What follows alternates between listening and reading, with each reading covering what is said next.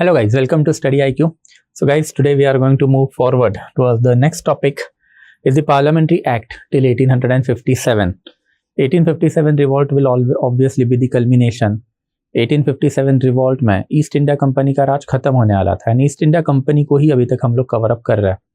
We have already elaborately covered how Britishers arrived in our country, कैसे उन्होंने दूसरे political power, European political power को defeat किया, declining Mughals and कैसे Mughals were defeated by the Britishers and thereafter Britishers ने फिर धीरे धीरे करके Bengal, Awadh, Mughal, Maratha, Mysore, Travancore, Hyderabad and thereafter फिर इवन सिख लैंड अपने अंडर लाया. Thereafter we embarked upon governor general and there policies. हम लोगों ने देखा कि कैसे Robert Clive started is dual government. Thereafter फिर Warren Hastings, Cornwallis, Marquis of Hasting, thereafter even Lord William Bentinck and thereafter finally Dalhousie. इन लोग के रिफॉर्म हमने देखे, but obviously all those reform were internal administrative reform in our country. कि Calcutta में central government is now situated, उनके अंडर India कैसे मैनेज हो रहा है. There is another aspect of the administration also, right? And what is that another aspect of the administration? कि how the relation between East India Company and British government was there as far as Britain is concern. Because actual decision making तो सारी की सारी London में हो रही है India की. Even though governor general at Calcutta was there, but he was not an all encompassing powerful person. उनके ऊपर भी कोई बैठा हुआ है and that particular administrative pattern was London administrative pattern.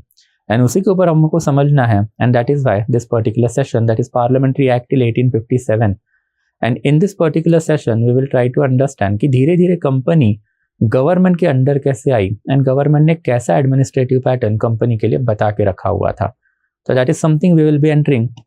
But again आगे जाने से पहले will get access to this PPT on the Telegram channel of mine and thereafter will get access, or sorry, if you want to ask me any particular question then obviously feel free to ask it to me on the Instagram channel of mine. and PPT जो आपको Telegram पे मिलेगी, not Instagram, sorry about that.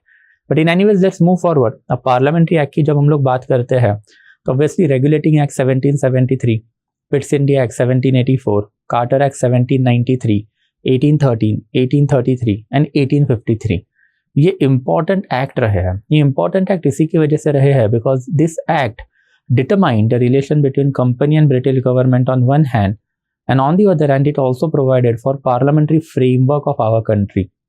India आज parliamentary democracy है. Why it is a parliamentary democracy? Obviously because of this particular foundation that was laid by British government for East India Company's administration in our country. and इसमें सबसे पहला act तो regulating act 1773 ही है. as far as regulating act 1773 is concerned, if you remember हमने पहले ही देखा था कि 1765 में ट्रीटी ऑफ इलाहाबाद साइन होने के बाद Robert Clive started is dual government.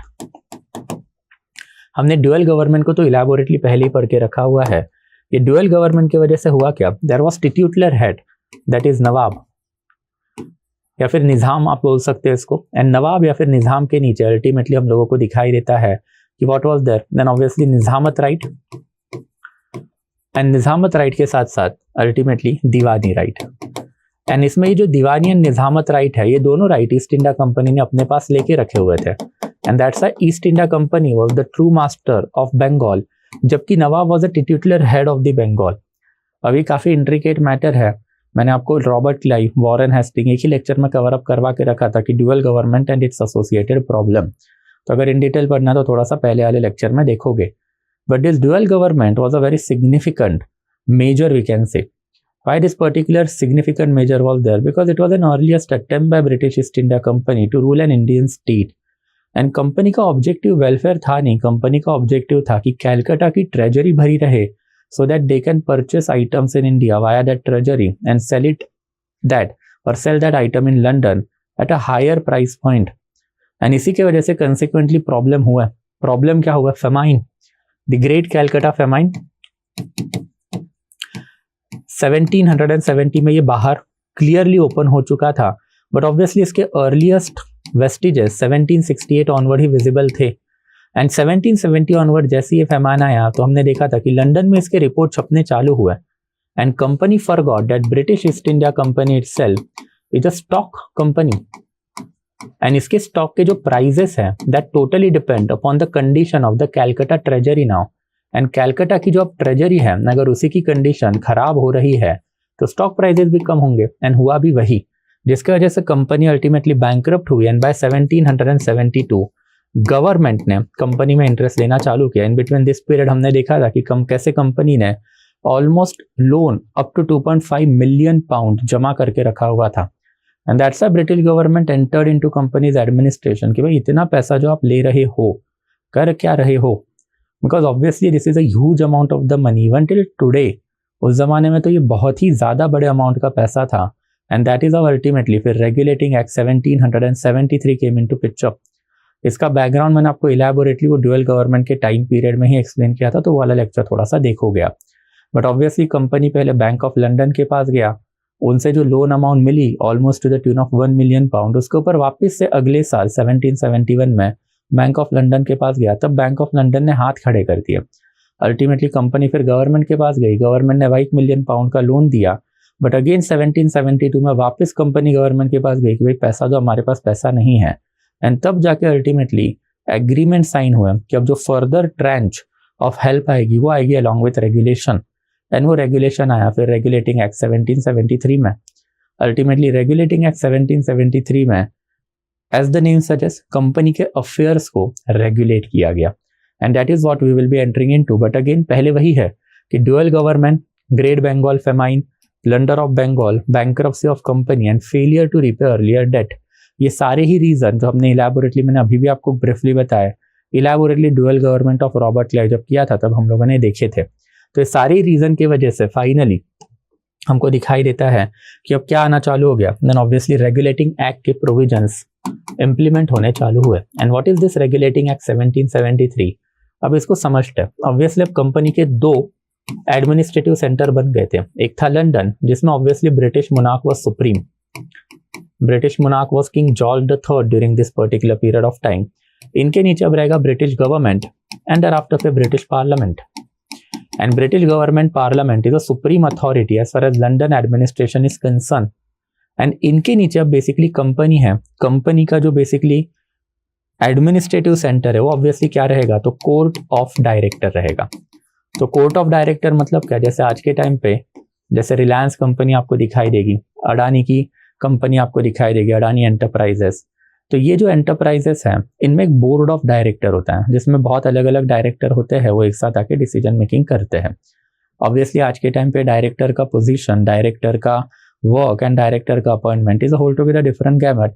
But just अभी के लिए इतना ही याद रखना है कि उस जमाने में कंपनी थी ईस्ट इंडिया कंपनी, तो ईस्ट इंडिया कंपनी का भी एक कोर्ट ऑफ डायरेक्टर था, एंड ये कोर्ट ऑफ डायरेक्टर ऑब्वियसली अब किसके अंडर आना चालू हो गया, तो गवर्नमेंट, पार्लियामेंट एंड मोनार्क के अंडर आना चालू हुआ। क्यों?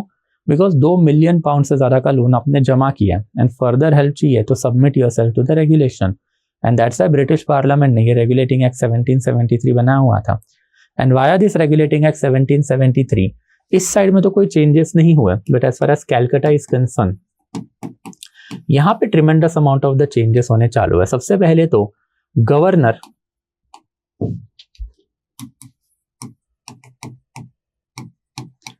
ऑफ फोर्ट विलियम मतलब विलियम नाम का एक किला था वहां पे कैलकाटा में, ये particular governor of fort William will become governor general of Bengal, and thereafter इसको असिस्ट करने के लिए there will be executive council. तो एक एग्जीक्यूटिव काउंसिल भी रहेगी, and this executive council will assist governor general now. तो ना obviously Calcutta came directly under governor general, and governor general को असिस्ट करने के लिए अब एक एग्जीक्यूटिव काउंसिल इन्होंने बना के रखी हुई थी। फर्दर प्रोविजन स्टेटेड कि एग्जीक्यूटिव काउंसिल टोटल 4 मेंबर की बनेगी। ये 4 मेंबर में से 3 मेंबर ब्रिटिश गवर्नमेंट भेजेगा, एंड thereafter 1 मेंबर जो है वो गवर्नर जनरल खुद अपॉइंट करेंगे। तो ऑब्वियसली अभी एग्जीक्यूटिव काउंसिल 4 मेंबर की है, जिसमें से 3 लंदन से आएंगे, ब्रिटिश गवर्नमेंट से आएंगे, एंड thereafter 1 मेंबर जो है गवर्नर जनरल खुद अपॉइंट करेगा।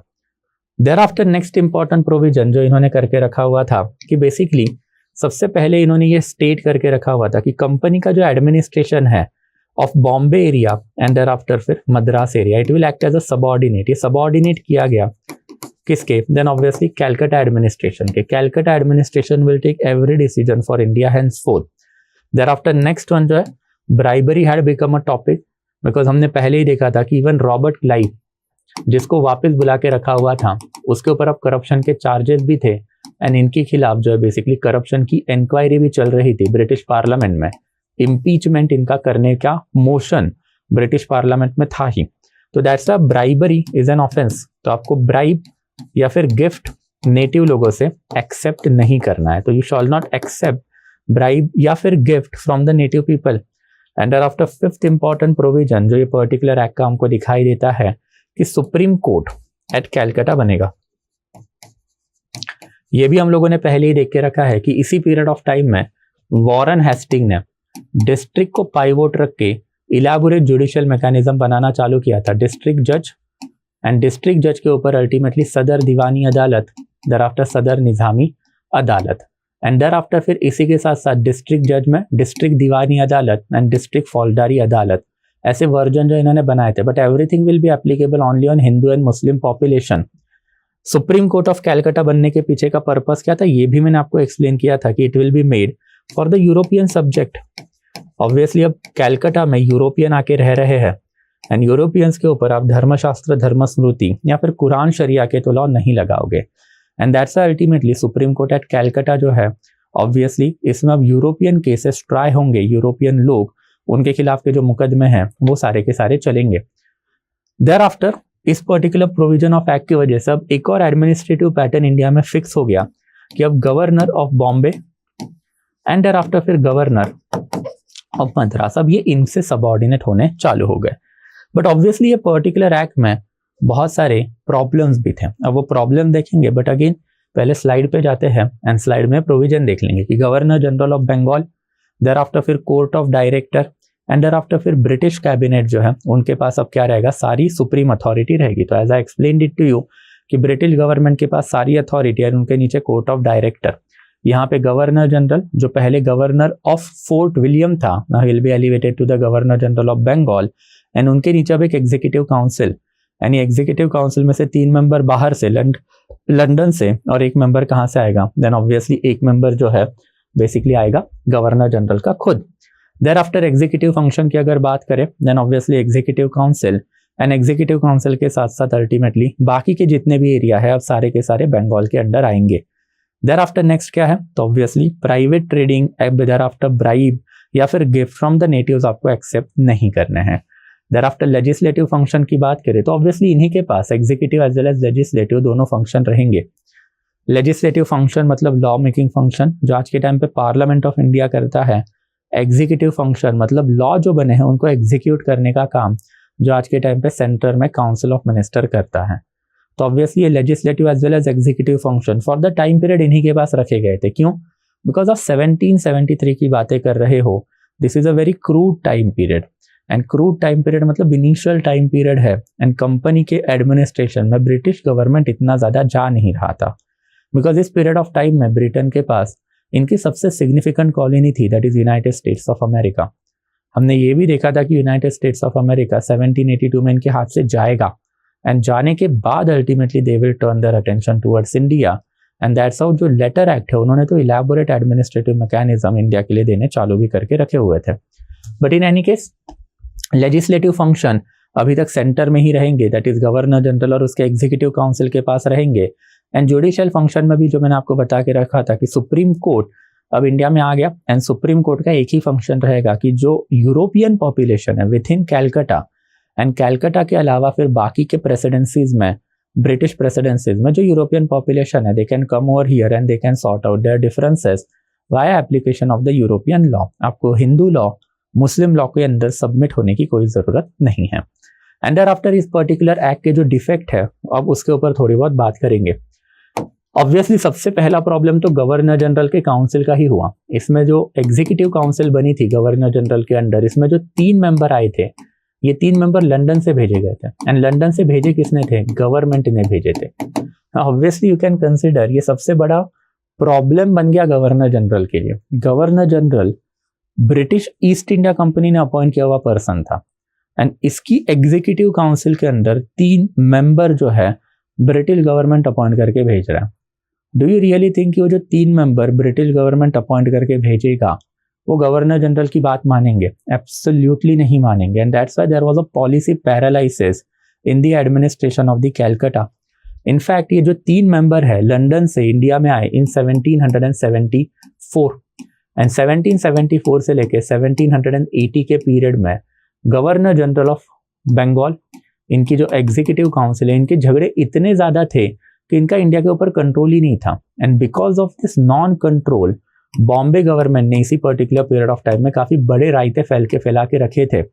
इफ यू रिमेंबर कि Bombay government ultimately turned out to be jealous of the Bengal government and that's why Bombay government tried to play the same politics that Robert Clive played in Bengal, कि हम लोग बंगाल के internal administration में जैसे affair interfere किए, अब Bombay province के इंटरनल अफेयर्स में इंटरफियर करेंगे, मतलब पेशवास के।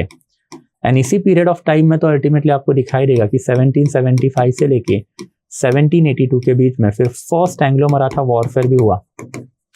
And if you remember first Anglo Maratha war में बॉम्बे गवर्नमेंट जो डिसीजन ले रही है, कैलकाटा गवर्नमेंट उसको बार बार काउंटर करने की कोशिश कर रही है। व्हाट वाज द रीजन कि बॉम्बे गवर्नमेंट इतना इंट्रांसिजेंट हो गया था कि बात नहीं सुन रहा था कैलकाटा की? बिकॉज उनको बैठे बिठाए दिख रहा था कि Calcutta council is divided house, governor general and उसका एक appointed member in executive council versus 3 member जो ब्रिटिश गवर्नमेंट ने भेजे। इन्हीं के बीच में झगड़े हैं। ये झगड़े अल्टीमेटली सॉर्ट आउट भी कैसे हुए? तो जो 3 मेंबर आए थे बाहर से, उनका लीडर था फ्रांसिस, सर फ्रांसिस नाम था इनका। And Francis versus Warren Hasting, इन्होंने फाइनली अपने झगड़े सॉर्ट आउट करने के लिए ड्यूएल किया। ड्यूएल का मतलब होता है बेसिकली बंदूक की गोली। तो जैसे आपने कभी देखा होगा काउबॉय स्टाइल में कि भाई दोनों बंदे सामने आएंगे, फिर 10 कदम आप उधर जाओ, 10 कदम आप इधर जाओ, एंड दोनों को अल्टीमेटली गोली मारो। एंड ये गोली मारने के चक्कर में वॉरेन हेस्टिंग ने जो गोली मारी थी सर फ्रांसिस के पेट में लग गई, एंड तब जाके ही बिकम मॉर्टली इल। एंड मॉर्टली इल बनने के बाद उनको इंडिया छोड़ना पड़ा। एंड तब जाके फिर ये गवर्नर जनरल की एग्जीक्यूटिव काउंसिल फ्रांसिस के जाने के बाद वॉरेन हेस्टिंग ने अपने कब्जे में ही ले ली। तब जाके 1780 में 1780 राइट। तो 1780 में ये सारे बखेड़े जो है वो सॉर्ट आउट हुए। एंड फाइनली हमको दिखाई देता है कि 1782 में फिर peace treaty of Salbai Warren Hasting ने साइन की। बिकॉज 1782 आते आते थिंग्स वर काम, थिंग्स नॉर्मल डाउन हो गए। एंड जो बखेड़े वॉइसरॉय के एग्जीक्यूटिव काउंसिल में खड़े किए थे सर फ्रांसिस एंड उनके 2 सहकारी जो वहां से आए थे लंदन से, वो सॉर्ट आउट हुए। देयर आफ्टर नेक्स्ट जो है बेसिकली डेडलॉक, ये भी काफी सिग्निफिकेंट रहे हैं कि भाई पूरे 6 साल के लिए वीकेंड से 74 से 80 कोई सिग्निफिकेंट डिसीजन हो नहीं पाया। देयर आफ्टर फिर जुडिशियल सिस्टम भी जो एस्टेब्लिश हुई थी कैलकाटा में, वो भी अभी तक कोई रॉक सॉलिड एडमिनिस्ट्रेटिव प्रिंसिपल के ऊपर नहीं हुई थी। आपने बस सुप्रीम कोर्ट एस्टेब्लिश किया, इसमें एक chief justice and thereafter 2 other जजेस आपने अपॉइंट किए। इनफैक्ट इसके ऊपर भी कंट्रोवर्सी हुई। ये जो एक चीफ जस्टिस जो है उसका जो बेसिकली बंदे का नाम है Lord Impey. And Lord Impey and thereafter Warren Hasting काफी अच्छे दोस्त हैं। इसके वजह से इन दोनों ने मिलके जो करप्शन है इंडिया में चला के ही रखा। इनफैक्ट एक काफी फेमस केस भी हुआ, नंदलाल केस। एंड ये नंदलाल केस जो है इंडिया का फर्स्ट जुडिशियल मर्डर भी कंसिडर किया जाता है। नंदलाल ने वॉरेन हेस्टिंग के ऊपर जो है बेसिकली चार्जेस रखे थे करप्शन के। एंड ये करप्शन के चार्जेस के बारे में सर फ्रांसिस को पता चल गया था। अब जैसे ही सर फ्रांसिस को पता चल गया, उन्होंने ये चार्जेस वहां पे ब्रिटेन में फॉरवर्ड कर दिए। बट ऑब्वियसली अगर ब्रिटिश पार्लियामेंट में नंदलाल को बुलाया जाता for the testimony, things would have turned out to be very bad for Warren Hasting. तो वॉरेन हेस्टिंग ने इम्पे को बुलाया and Impey and Warren Hasting ने अल्टीमेटली कॉन्स्पिरेसी हैच की, जिसमें अल्टीमेटली वॉरेन हेस्टिंग ने नंदलाल के ऊपर केस ठोक दी। किसकी? फॉर्जरी की। फॉर्जरी मतलब बनावट कागज बनाना। अब ये forgery as per Hindu law या फिर मुस्लिम लॉ वेरी ऑर्डिनरी ऑफेंस है। यूरोपियन लॉ में it is an offence punishable with death sentence. And obviously अगर नंदलाल के ऊपर केस चल रही है तो नंदलाल को सुप्रीम कोर्ट में ड्रैग आपको नहीं करना चाहिए था, डिस्ट्रिक्ट जजेस एंड आफ्टर सदर दीवानी अदालत में आपको लेके आना चाहिए था, हिंदू लॉज पे लगाने चाहिए थे, जिसके लिए एट द मोस्ट 3 से 5 साल का इम्प्रिजनमेंट का पनिशमेंट उसको होता। बट फिर भी इम्पे वॉरेन हेस्टिंग ने नंदलाल को उठा के पहले तो सुप्रीम कोर्ट में लाया, यूरोपियन लॉ अप्लाई किए and without having material evidence उसके ऊपर एलिगेशन का इन्होंने बेसिकली उसको सच भी मान लिया। एंड इम्पे ने फाइनली डेथ सेंटेंस जो नंदलाल को हैंड ओवर भी किया। It is basically widely considered as the first judicial murder of our country. And that's even judiciary जो इन्होंने बना के रखी थी उसके ऊपर भी लोगों का विश्वास नहीं था। It was not on the sound administrative principle. And thereafter obviously Bombay and Madras government अपने आप को इनसबॉर्डिनेट क्यों मानेंगे ना बंगाल के, and that's why Bombay and Madras government ने अब लोकल लेवल पे अपने बखेड़े क्रिएट करने चालू कर दिए। इसी पीरियड में यू कैन सी कि Anglo Mysore warfare, Anglo Maratha warfare, ये by and large local decision थे, सेंट्रल लेवल के डिसीजन नहीं थे। एंड लोकल गवर्नमेंट ने डिसीजन क्यों लिए? बिकॉज दे होप कि अगर हम लोग भी बंगाल जैसा कुछ कारनामा अगर बॉम्बे एंड मद्रास में करेंगे तो home government, British government will reward us. तो it was a chaotic period for India, and यही केओटिक पीरियड की वजह से वी कैन सी कि regulating act 1773 turned out to be an utterly inefficient act in our country. And इसमें एक बहुत ही ज़्यादा significant amount of the changes करने की ज़रूरत थी। एंड फाइनली वो चेंजेस जो है वो आए वाया एक्ट ऑफ 1784। बट उसके पहले इंपॉर्टेंस वही था कि ये फर्स्ट ऑर्गेनाइज गवर्नमेंट है इंडिया का, कि फॉर द फर्स्ट टाइम एक certain sort of the organise government आपको इंडिया में दिखाई देगा, London side, Indian side, and एक सेंट्रलाइज एडमिनिस्ट्रेटिव मशीनरी बन रही है। धीरे धीरे तो फिर गवर्नर जनरल ऑफ इंडिया ही आने वाला था, and lots of administrative changes would be visible in the future period of time. Introduction of the Western judiciary, despite having its flaws, Supreme Court turned out to be very impactful in India, because for the first time secular laws क्या होते हैं ये Indians को पता चला। And later on India में जो moderate leadership, उनके पहले सोशल रिफॉर्म लीडरशिप जो आएगी, they always basically were of the opinion कि ये secular judiciary is more important as compare to religious judiciary. Dharmashastra, Dharmasmriti, Quran, sharia से बेटर लॉ है ब्रिटेन के, एंड यही ब्रिटेन के सेक्युलर लॉज इंडिया में आने चाहिए। तो डिस्पाइट हैविंग इट्स फ्लॉ, ये सिस्टम ज़्यादा बेटर थी अगर आप इसको इम्पार्शल तरीके से चला गए। तो एंड वो ब्रिटिशर्स ने लेटर ऑन चलाई भी। देयर आफ्टर फिर रेगुलेशन बाय ब्रिटिश गवर्नमेंट कि now company has been submitted to the British government, and British government will remain supreme authority over company as far as India is concerned, and formalization of the company's power कि company ने जो territorial gain किए हैं India में, formalisation भी तो हुआ। Ultimately आप सोचो कि कल फॉर एग्जांपल अडानी या फिर अंबानी अफ्रीका में युगांडा नाम की कंट्री वो कैप्चर कर लेते हैं, तो इंडियन गवर्नमेंट शांत थोड़ी ना बैठेगा, उनको सोचना पड़ेगा कि भाई क्या करना है। एंड इन दैट कैपेसिटी वो टेरिटरी अंबानी अडानी के पास रखनी है या नहीं रखनी है। ब्रिटिश गवर्नमेंट को भी तो ये सोचना पड़ेगा ना कि वी आर गवर्नमेंट, अपने अंडर हजारों प्राइवेट कंपनी, उसमें से एक company British east India company जो सर थॉमस माइथ ने बनाई है, जिनका गवर्नमेंट से दूर दूर तक कोई नाता नहीं था।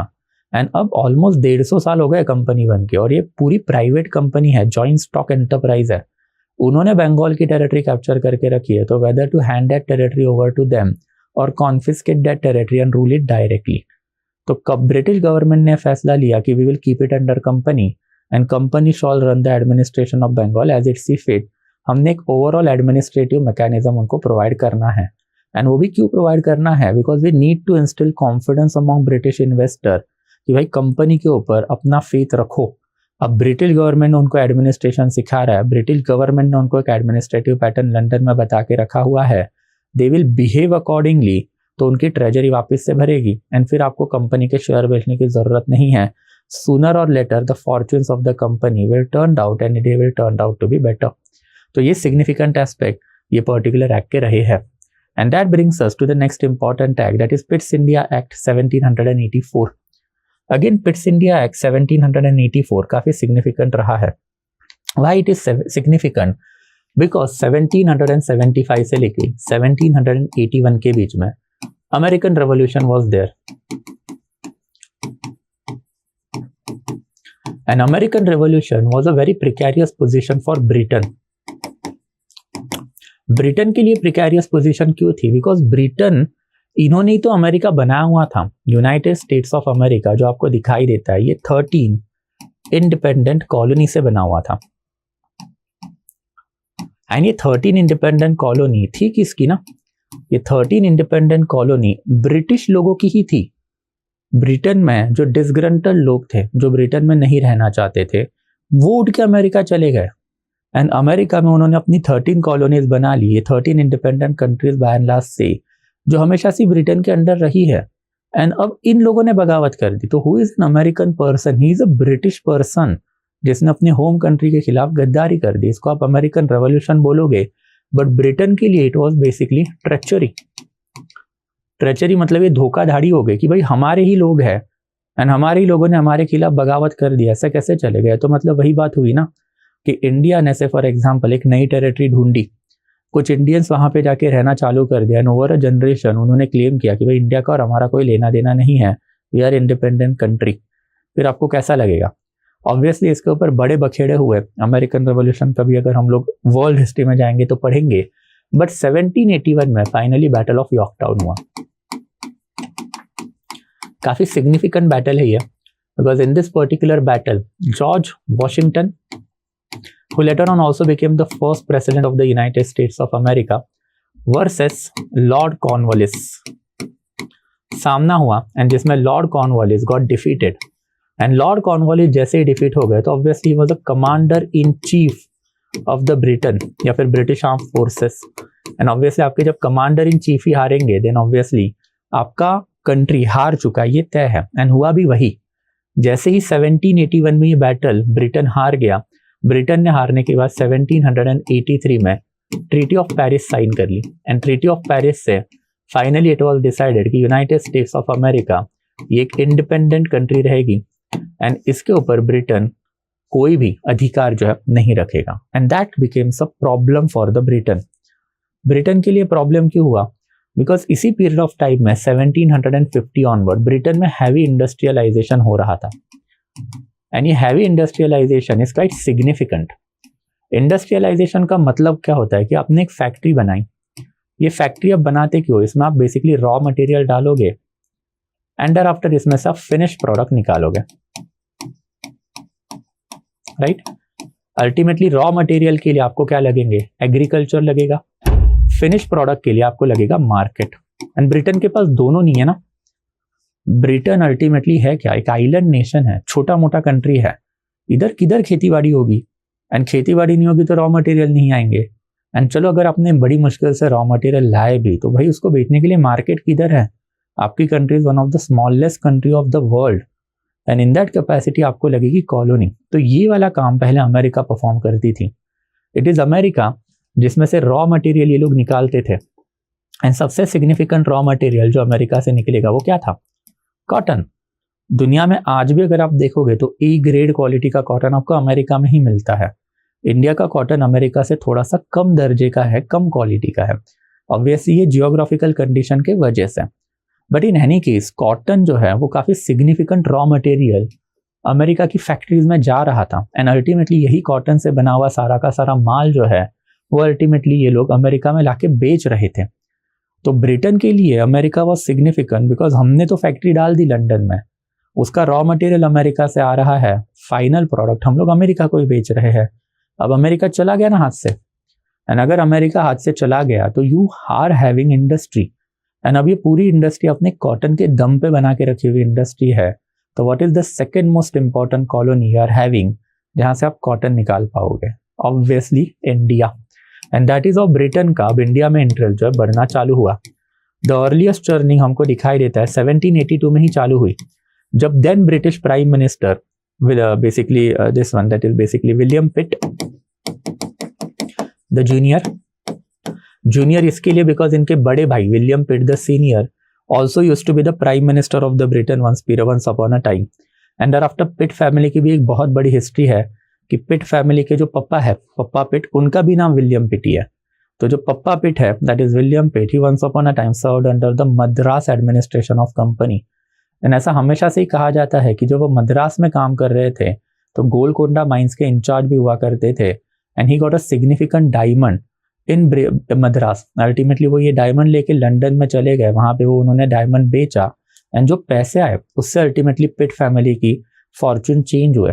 अल्टीमेटली इनका बड़ा बेटा विलियम पिट द सीनियर वो भी ब्रिटेन का प्राइम मिनिस्टर बना, and after William Pitt the junior तो सबसे इंपॉर्टेंट बंदा है, इनको आज भी ब्रिटेन का one of the longest running prime minister माना जाता है। Was a prime minister of Britain this fellow for 20 years 1781 से लेके 1801 तक, तो ऑलमोस्ट 20 साल के लिए he was a prime minister of the Britain also. But in any ways इन्होंने 1782 में सबसे पहले ये चर्निंग चालू की थी, what shawl be the next course of action. अब ट्रीटी ऑफ पेरिस तो हमको साइन करनी है, एंड करने के बाद अमेरिका तो हाथ से जाएगा, and we need cotton, and ये कॉटन का एक सिग्निफिकेंट मार्केट हमारे पास अभी भी दिखाई देता है। दैट इज ट्रेडिशनली जो कंट्री कॉटन के लिए सबसे सिग्निफिकेंट रही है that is India, and that is of Britain ने इंडिया के ऊपर अब थोड़ा थोड़ा ध्यान देना चालू कर दिया।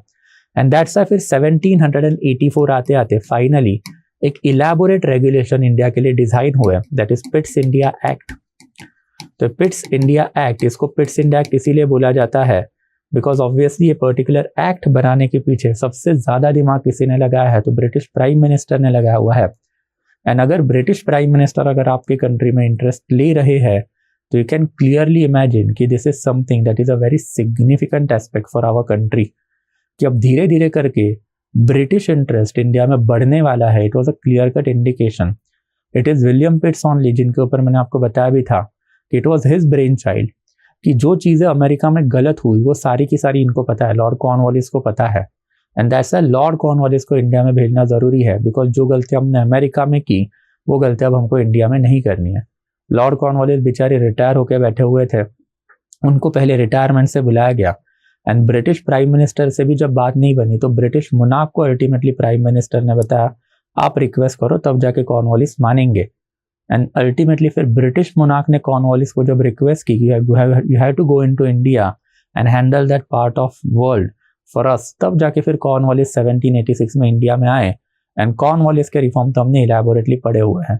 बाय एंड लार्ज इंडिया आज भी कॉर्नवालिस के रिफॉर्म के ऊपर ही चलने वाली कंट्री है। तो इन दैट कैपेसिटी ये सारे जो लिंकेजेस है इसको somewhere down the line back of your mind जो याद रखने हैं। यू नेवर नो, कभी आपको ऐसा सवाल पड़ जाए कि बैकग्राउंड ऑफ द एक्ट्स आप एक्सप्लेन करो कि what was the reason of 1773 regulating act, what was the reason of 1784 Pitt's India act. तो I hope it is quite clear कि बैकग्राउंड क्या रहा है। अब बैकग्राउंड करने के बाद इसके प्रोविजन भी अब हम लोगों को थोड़े बहुत देखने पड़ेंगे। तो let's enter into that aspect कि पिट्स इंडिया एक्ट 1784 इसके एग्जैक्ट प्रोविजन क्या रहे। सबसे पहला एंड सबसे फॉरमोस्ट प्रोविजन जो है, इसने लंदन साइड ऑफ एडमिनिस्ट्रेशन को इलैबोरेटली चेंज कर दिया। हमने अभी देखा था थोड़े टाइम पहले कि लंदन साइड ऑफ एडमिनिस्ट्रेशन में क्या है आपके पास, तो obviously Munaf, government, parliament and court of director. अब यहाँ पे चेंजेस होते हुए आपको दिखाई देंगे। सबसे पहला एंड सबसे फॉरमोस्ट अगर हम लोग बात करें तो मुनार कभी भी बड़ा है एंड किंग जॉर्ज III ही है। किंग जॉर्ज III वाज मुनाफ टिल 1810 एंड मुनाफ के नीचे अब बेसिकली गवर्नमेंट रहेगा एंड गवर्नमेंट के साथ साथ पार्लियामेंट रहेगा। Now they created one more body beneath this particular structure जिसको आप बोलोगे board of control. Board of control में टोटल 6 मेंबर्स होंगे। ये 6 मेंबर में से 2 basically cabinet ministers and thereafter 4 member of parliament होंगे। मतलब parliament and thereafter government दोनों को यहाँ पे क्या दिया हुआ था, दोनों को जो है बेसिकली यहाँ पे अपने रिप्रेजेंटेशन दे दिया। एंड ये बोर्ड ऑफ कंट्रोल क्या कर रहा है, तो कंट्रोल कर रहा है। किसको कंट्रोल करेगा, तो अब इनके नीचे रहेगा court of director. Further court of director जो है इनको ये क्लियरली बताया गया था कि क्या बताया गया था, सबसे पहले आपके अब 2 फंक्शन रहेंगे। एक कमर्शियल फंक्शन, ऑब्वियसली आप कंपनी हो, आप प्राइवेट ट्रेडर हो, आपको धंधा करना है तो आपके कमर्शियल फंक्शन है। एंड देयर आफ्टर आपके पास अब पॉलिटिकल फंक्शन भी रहेंगे because it is what now almost 15 साल के लिए आपके अंडर बंगाल तो है ही, बट बंगाल के साथ साथ अब significant amount of the local administration across India आपका फैल रहा है, तो आपके पॉलिटिकल फंक्शन है। कोर्ट ऑफ डायरेक्टर को फिर ये बताया गया कि सबसे पहले आपको कोई भी पॉलिटिकल डिसीजन लेना है तो पॉलिटिकल डिसीजन के लिए आपको परमिशन लेनी पड़ेगी। परमिशन किसकी लेनी पड़ेगी, तो ऑब्वियसली बोर्ड ऑफ कंट्रोल की परमिशन लेनी पड़ेगी। एंड देयर आफ्टर अगर आपको कमर्शियल डिसीजन लेने हैं तो आप ले सकते हो, बट लेने के बाद you need to inform about this commercial decision to the board of control कि आप क्या कमर्शियल डिसीजन ले रहे हो, क्या नहीं ले रहे हो। तो मतलब अब ब्रिटिश गवर्नमेंट ने इंडिया के ऊपर जो ध्यान रखना चालू किया वो इलैबोरेटली अब आपको दिखाई देगा कि सबसे पहले तो लंदन एडमिनिस्ट्रेशन कंपनी जो है वो पूरा का पूरा गवर्नमेंट ने अपने अंडर ले लिया। कोर्ट ऑफ डायरेक्टर को ये क्लियर कट डायरेक्शन दिए कि भाई देखो आपका जो पॉलिटिकल फंक्शन रहेगा वो तो अब हमारे हिसाब से ही चलेगा, ब्रिटिश गवर्नमेंट के हिसाब से चलेगा। बट गवर्नमेंट ऑब्वियसली काफी बड़ी एंटिटी है, हम लोग आप ही के ऊपर ध्यान रखने के लिए नहीं बैठे, हमारे पास 1000 बखेड़े हैं। तो that's why we are creating a board of control. ये बोर्ड ऑफ कंट्रोल 6 मेंबर का होगा, 2 British cabinet minister and 4 member of parliament इसमें होंगे। And ultimately board of control, इसको आपको बता के सारे पॉलिटिकल डिसीजन लेने पड़ेंगे। एंड जब आपकी प्राइवेट कंपनी है, you are carrying out trade, you are carrying out your commercial activities, you carry out, उसमें कोई प्रॉब्लम नहीं है। But once you have taken a commercial decision, you need to inform it to the board of control. तो एक थोड़ा possible control company के ऊपर अब ब्रिटिश गवर्नमेंट का आता हुआ दिखाई दिया है। मोनार्क के नीचे अब किंग, मोनार्क के नीचे सॉरी गवर्नमेंट, पार्लियामेंट, उनके नीचे board of control, and board of control के नीचे अब कोर्ट ऑफ डायरेक्टर। एंड इसके साथ साथ फिर कैलकाटा एडमिनिस्ट्रेशन में भी सिग्निफिकेंट चेंजेस हम लोग को दिखाई दिए हैं कि अब यहाँ पे गवर्नर जनरल ऑफ बंगाल बैठा हुआ है। And governor general of Bengal के अंडर हमने देखा हुआ था कि एग्जीक्यूटिव काउंसिल है। इसके जो 4 मेंबर थे, ये 4 मेंबर अब रिड्यूस किए गए इन्होंने, और 4 की जगह 3 मेंबर्स इन्होंने रखे। एंड तीनों के तीनों मेंबर जो है कौन अपॉइंट करेगा, तो ये दोनों मिलके अपॉइंट करेंगे। एंड ये जब दोनों मिलके अपॉइंट करेंगे तो ऑब्वियसली उसमें गवर्नर जनरल का से भी रहना चाहिए। तो in consultation with governor general, board of control and court of director जो है अब ये 3 मेंबर अपॉइंट करेंगे। तो that is how executive council में जो गड़बड़ बखेड़े खड़े हुए थे, जो हमने इसके पहले वाले एक्ट में देखा, वो भी डू अवे कर दिए गए। And thereafter governor of Bombay and thereafter governor of Madras, ये दोनों को क्लियर कट डायरेक्शन दे दिए गए कि भाई पिछले 10-12 साल में आपने जो मस्ती किया वो बस है, and you are clearly subordinate to the governor general of Bengal. तो अगेन अब इस बार जो है वापस से एक्ट में ही वो प्रोविजन इन्होंने डाल दिया कि governor of Bombay and governor of Madras जो है सारी ही चीजों के लिए सबसर्विएंट होगा किसके, then obviously governor general of Bengal के। तो अगेन पिट्स इंडिया एक्ट काफी सिग्निफिकेंट एक्ट साबित हुआ। जो भी ब्रिटिशर्स का कंपनी से रिलेटेड एडमिनिस्ट्रेटिव मैकेनिज्म है, बाय एंड लार्ज कंटिन्यू रहने वाला है टिल 1857। 1857 के बाद फिर इसमें अब काफी ज्यादा चेंजेस होंगे। But I hope it is quite clear कि यह काफी सिग्निफिकेंट इसीलिए माना जाता है बिकॉज नाउ अब आपको इमेजिन करना पड़ेगा इन योर माइंड, लंदन में एक मोनार्क बैठा हुआ है, उसके अंदर गवर्नमेंट एंड पार्लियामेंट बैठा है, उसके नीचे board of control. Board of control consist of 6 member, जिसमें 2 British cabinet minister and 4 member of parliament है। उनके नीचे कोर्ट ऑफ डायरेक्टर, इन सब के नीचे अब आएगा governor general of Bengal. Governor general of Bengal के नीचे एक एग्जीक्यूटिव काउंसिल है, ये कैलकाटा में बैठ के काम कर रहा है। But at the same period of the time अब बॉम्बे एंड देयर आफ्टर फिर मद्रास एडमिनिस्ट्रेशन इनके नीचे है। अभी के लिए हमने ये भी देखा है कि अब धीरे धीरे यहाँ पे कॉर्नवालिस आएगा, एंड अब कैलकाटा के नीचे फिर district will become pivot, and district में फिर police administration, revenue administration and judicial administration design होगा। तो विलेज लेवल से लेके लंदन में मोनार्क तक एक क्लियर कट हायरार्की आपको ये पर्टिकुलर एक्ट से बनती हुई दिखाई देगी। And that is how Britishers started a thorough possible exploitation of our country. आपने हमेशा से सुना होगा कि ब्रिटिशर्स ने इंडिया में एक्सप्लॉयटेशन कैरी आउट किया है, कैसे किया वो भी मैंने आपको लास्ट लेक्चर्स में समझाया हुआ है। अब वो वाला जो एक्सप्लॉयटेशन है उसके लिए जो एडमिनिस्ट्रेटिव मशीनरी लग रही है वो इंडिया में कैसी थी वो तो हमने पहले ही देखा। बट ना इमेजिन इंडिया के ऊपर जो गवर्नर जनरल बैठा उसके ऊपर भी कोई बखेड़े है, and that is something that we can say London administration. And that's why इनको हमेशा बोला जाता है कि they laid the foundation of the Indian administration which by and large continued till 1857। 1857 के बाद कुछ landmark changes in this administrative mechanism होंगे, बट जब होंगे तब उसकी बात करेंगे, नॉट राइट नाउ। इसके अलावा कुछ 2-3 minor provisions are also there, जैसे कंपनी की टेरिटरी जो है वो किसकी टेरिटरी रहेगी, देन ऑब्वियसली ब्रिटिश मोनार्क की टेरिटरी रहेगी।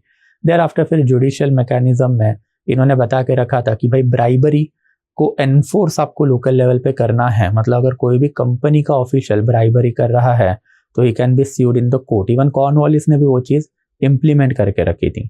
एंड देयर आफ्टर फिर पूरे इंडिया के एडमिनिस्ट्रेशन को कंपनी को क्लियरली बता के रखा था कि no more policy of annexation.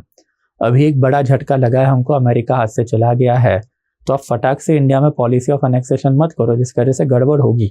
But again we have elaborately seen कि 1784 के बाद ब्रिटिशर्स ने बस एक ही अनेक्सेशन इंडिया में कैरी आउट किया था, that is Mysore.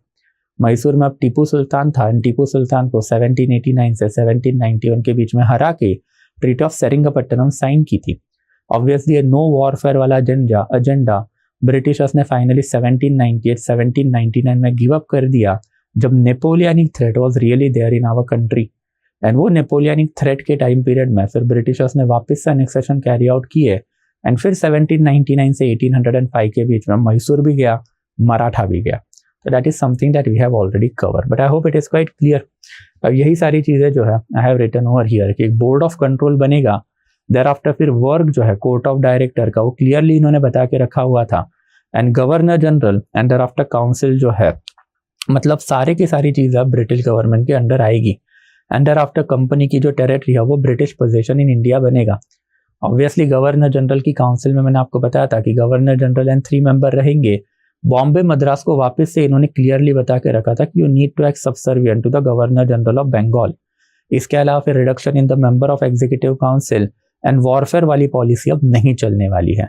And observation of the act की अगर बात करें तो ये एक्ट की वजह से प्रॉब्लम थोड़े बहुत लंदन वाले साइड में हुए, कि लंदन वाले साइड में अगर हम लोग बात करते हैं तो लंदन वाले साइड में हमको दिखाई देता है कि धीरे धीरे करके board of control and court of director के बीच के झगड़े बढ़े, एंड दैट्स वाई इसको ये भी बोला जाता है कि भाई ये ड्यूअल गवर्नमेंट अपने लंदन में ही क्रिएट करती। तो ये एक ऑब्जर्वेशन है। Thereafter prohibition of war and battle, जिसका सिर्फ एक ही एक्सेप्शन था जो कॉर्नवालिस ने टीपू सुल्तान के लिए बना के रखा हुआ था। Resizing of the executive council, ये भी सिग्निफिकेंट एस्पेक्ट था। इसके वजह से decision making laid in the hand of the governor general of Bengal, and governor general of Bengal काफी सिग्निफिकेंट एंटिटी अब बनेंगे। Cornwallis, Wellesley, Marquis of Hasting, thereafter फिर विलियम बेंटिक, thereafter फिर ऑकलैंड, एलेनबर्ग, एंड thereafter फिर डलहाउजी। इसमें से कुछ कुछ हम लोगों ने एडमिनिस्ट्रेटिव मिलिट्री कॉन्क्वेस्ट एंड कुछ कुछ सिर्फ और सिर्फ मिलिट्री कॉन्क्वेस्ट में ही पड़े हुए हैं। तो सारी गवर्नर जनरल अब काफी सिग्निफिकेंट बनेंगे। वैसे ट्रेड मोनोपोली कंपनी की बच गई, कंपनी के दोनों फंक्शन रिकॉग्नाइज हुए ना। कमर्शियल फंक्शन मतलब गवर्नमेंट अभी भी आपको मोनोपोली दे के बैठा हुआ है पूरे इंडिया की, आप ट्रेड कैरी आउट करो कोई प्रॉब्लम नहीं है। पॉलिटिकल एस्पेक्ट के लिए आपको अब गवर्नमेंट से सबमिट करना पड़ेगा, गवर्नमेंट से परमिशन लेनी पड़ेगी। And finally supremacy of Bengal India में असर्ट हुई कि सारी ही चीज़ें अब बंगाल में बैठा हुआ जो गवर्नर जनरल है उसके थ्रू चलेगी। धीरे धीरे यही गवर्नर जनरल को गवर्नर जनरल ऑफ इंडिया भी बनाया जाएगा। I will be stopping the session, I will be meeting again tomorrow. Thank you so much guys, thank you.